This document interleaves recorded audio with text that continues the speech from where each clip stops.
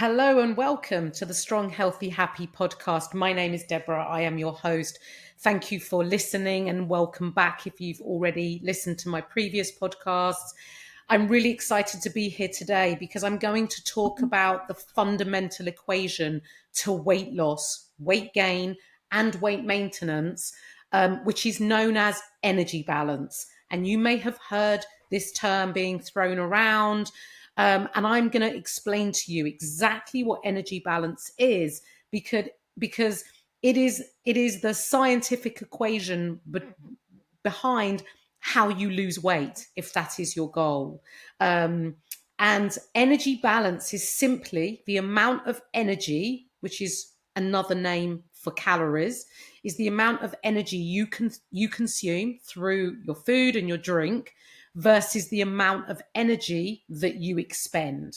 And I'm going to talk about the breakdown of the of your energy expenditure, what it means, and how much it contributes to your energy balance. So if you think of it as like a weighing scale, and you're trying, if you want to lose weight, you basically want to eat less than you're expending on your weighing scales.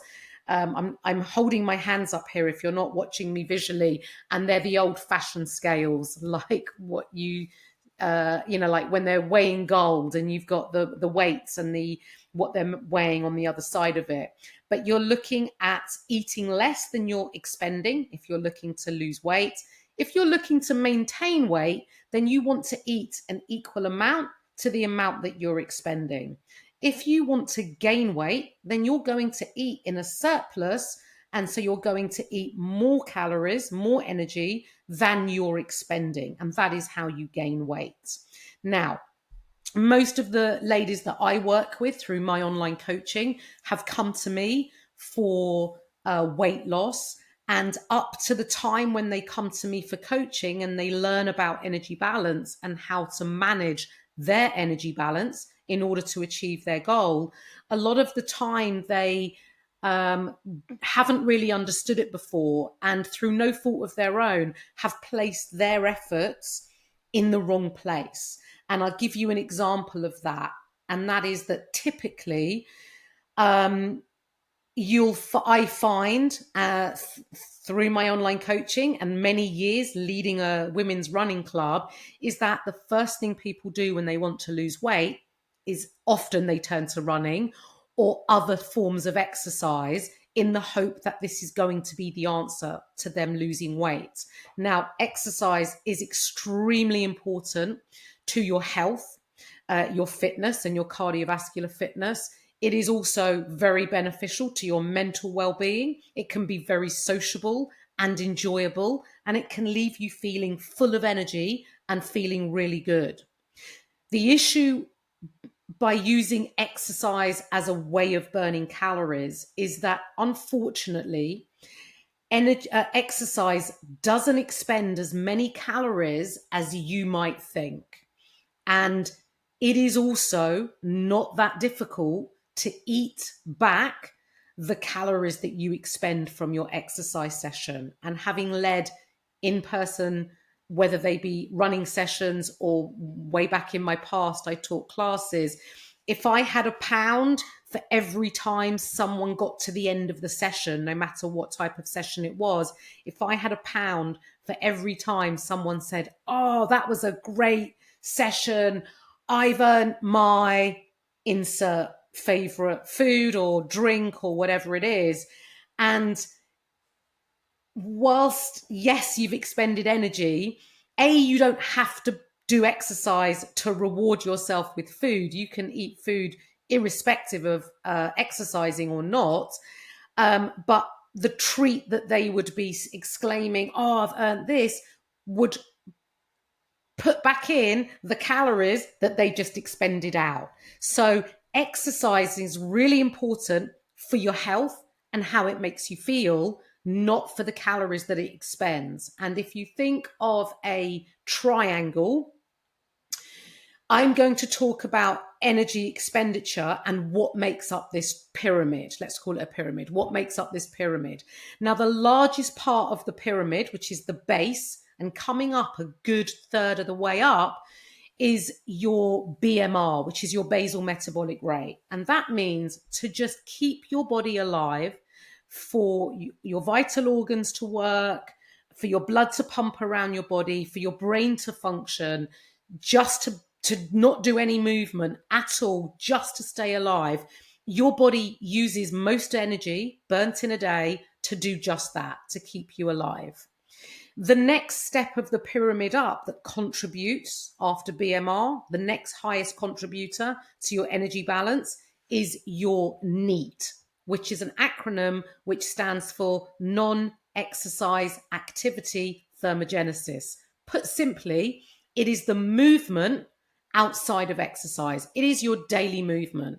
It's often measured as steps if you wear an activity watch, and your steps can be accumulated not just from intentional walks, but just moving about your house, getting up and about, fidgeting, playing with your kids, doing the gardening, doing your housework, cooking, cleaning, whatever. All movement contributes to your non-exercise activity.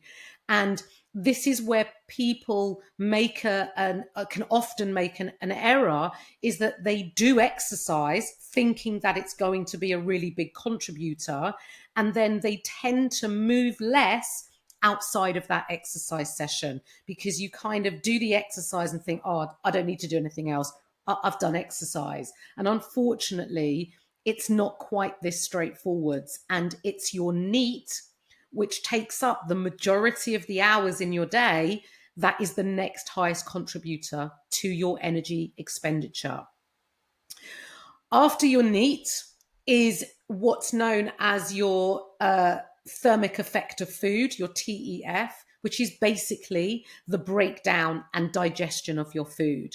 And this expends the next amount of highest expenditure after your BMR, after your NEAT, then it's the digestion of your food. Now, eating a diet that is high in protein is not only beneficial for your health, but protein has the highest thermic effect and uses more energy to break it down and digest. So when it comes to fat loss, it makes sense to eat a diet that is high in protein, as well as all the many health benefits. At the very, very top of the pyramid, the very point of the pyramid, is the amount that exercise contributes to your daily energy expenditure.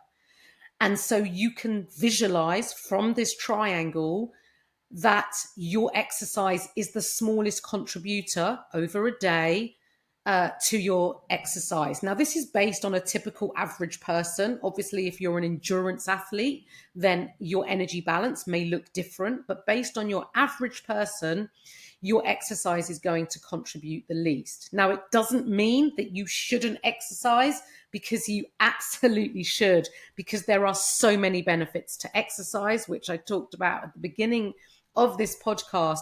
And it is really important for your physical health, your physiological health, and your mental health. So don't stop exercising. Exercise for those reasons, but not for calories. Yes, you will expend calories from your exercise, but exercise can, not for everyone, but it can also increase your hunger, and with it, your appetite and potentially your food intake.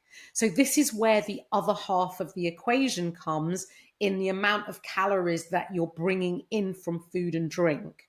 Now, you may not know how much energy you're taking in from your food and drink, right? That's understandable, unless you are tracking your food, which you can do via various apps.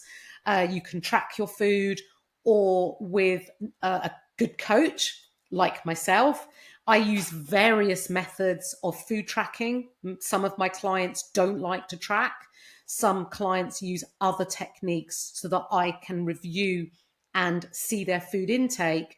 And the ultimate goal is to lose weight, is to put yourself into what's called a calorie deficit. And I'm sure you've heard the word calorie deficit quite a lot, especially on social media. So calorie deficit basically means that you are consuming less calories than your body is expending. So your calorie burn will be higher and your calorie intake will be lower. Now, that calorie deficit, a lot of people think, oh, the bigger the deficit, the quicker I'm going to lose body fat, the quicker I'll lose weight, the quicker I get to my goal. Now, often that isn't always the case. In theory, yes, but you are a human being with a life, with pressures, with commitments, with emotions. And sometimes things don't always go to plan. And with the best intentions, it is sometimes hard to stick to a big calorie deficit, which is why it makes sense to set your calorie deficit, even if it's a smaller calorie deficit and it might take you longer to get to your goal, but you'll be able to stick to it. You'll be able to adhere to it, because there's no point setting yourself up to fail by giving yourself this really big deficit. So setting a realistic deficit will enable you to stick to it and be able to lose body fat slowly but progressively, and most likely quicker than if you try to rush the process and end up not being able to stick to those low calories and end up eating more food, taking in more calories, more energy, than if you had just given yourself a bigger allowance in the first place. So sometimes it's not always a rush to get there. And my other question that I would recommend you ask yourself is, when you get to your goal, nothing changes. Whatever you did to get to your goal, you're going to need to continue doing to maintain your goal. Now, of course, you won't need to be in a deficit, and you can bring your calories up to maintenance, which basically means you're eating the same amount of calories that you're expending, but your behaviors and your habits that you've built up through your fat loss phase is going to need to be maintained going forwards, just with a little bit more flexibility and more calories. And this is where diets often go wrong, or people refer to diets not working, or you may have experienced where you've lost weight but regained it. And the issue here is because no one has taught you how to maintain it. And often this is much more challenging than a weight loss phase. Often, when you're losing weight, you see progress each week.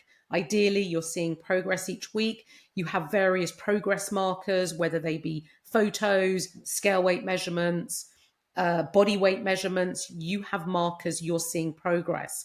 When you move into a maintenance phase, there aren't such tangible markers, because you're not looking to lose any more weight.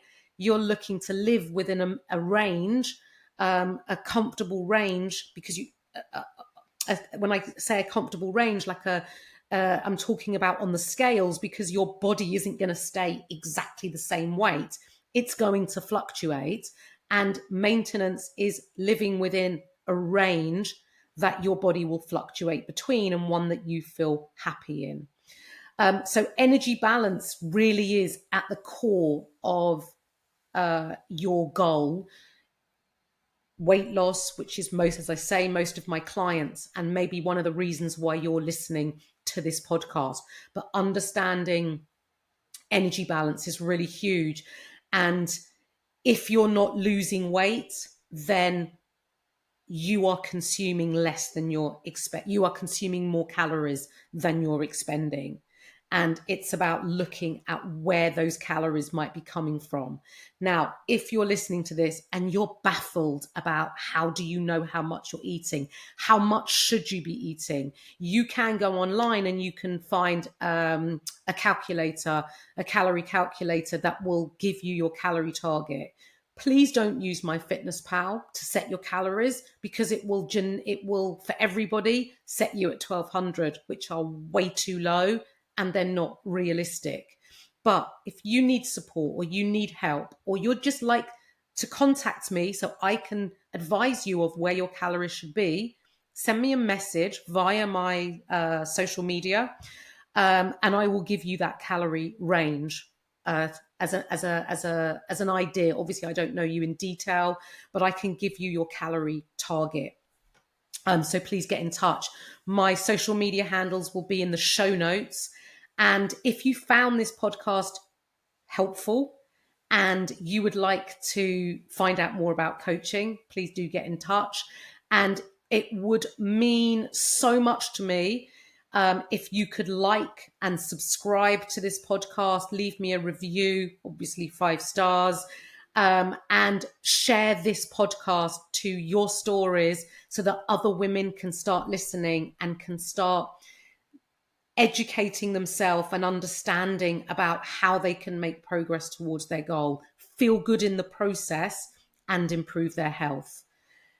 Have a great rest of your day, and I look forward to catching up with you on the next podcast.